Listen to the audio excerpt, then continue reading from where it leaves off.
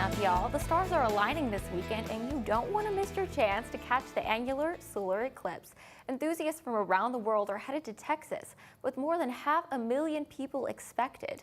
Tyler is in the path of the partial ring of fire, and eclipses are pretty cool events. Dr. Bo Hartwig, Director of Earth and Space Science here at TJC, joins us live in studio this morning.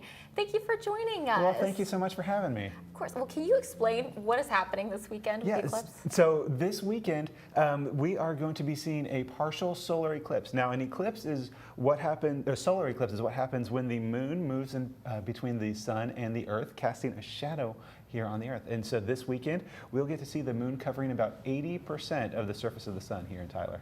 That's really cool. And what is it going to look like here in Tyler? How dark will it actually get? Right, so we will see, it's not going to turn like completely dark like we'll see in April with the total solar eclipse, but this weekend you're going to start to see the sky getting a little bit dimmer, almost like a sunset. We'll also probably get some noticeable temperature drops, which is always kind of nice this time of year, right?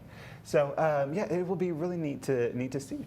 That's so cool. And what is going to be the best way for people to really go out and kind of view it safely? Right, absolutely. So we want to encourage everybody to go out and see it, but to do it safely, because you can damage your eyes if you're looking directly at the sun with an unprotected eyes.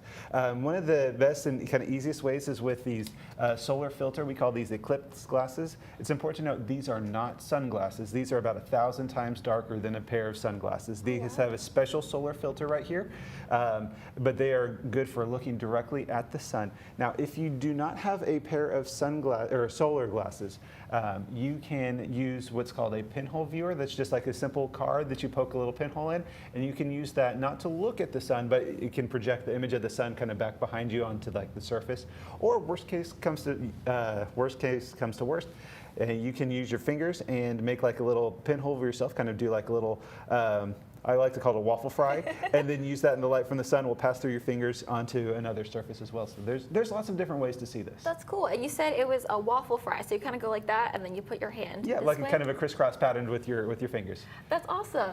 And if people want to go outside and view this, will it be directly above them, or do they have to look to the north or the east? Yeah, so it's going to be it's going to start about mid-morning, about 10:25 in the morning. The height of the eclipse, the maximum eclipse, is going to be pretty much directly overhead about midday, about noon, 11:55 or so is when we'll have about 80% coverage, and then it will be all done about 1:30 in the afternoon.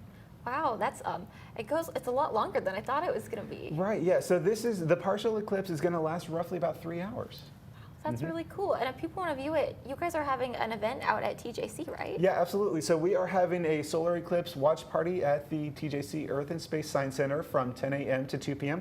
We're going to be handing out solar eclipse glasses for free to anybody who's in attendance. We'll also have solar telescopes, and then in the event that is cloudy, knock on wood, we will have a live stream of the eclipse happening in our planetarium as well.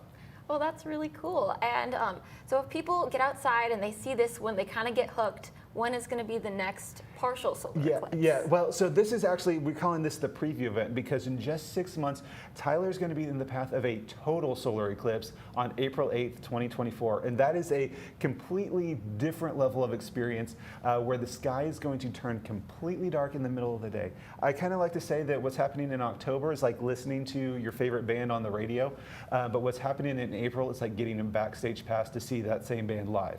It's the same music, but it's a completely different experience. And so we want people to get excited this Saturday, but really become excited about what's happening in April. Well, that's so exciting. Well, if you want to go outside and view the eclipse, it'll be super nice weather to do that. Thank you so much for joining us and giving us all this eclipse information. But all right, we're going to toss it over to weather, and I'll have your eclipse forecast in just a couple of seconds.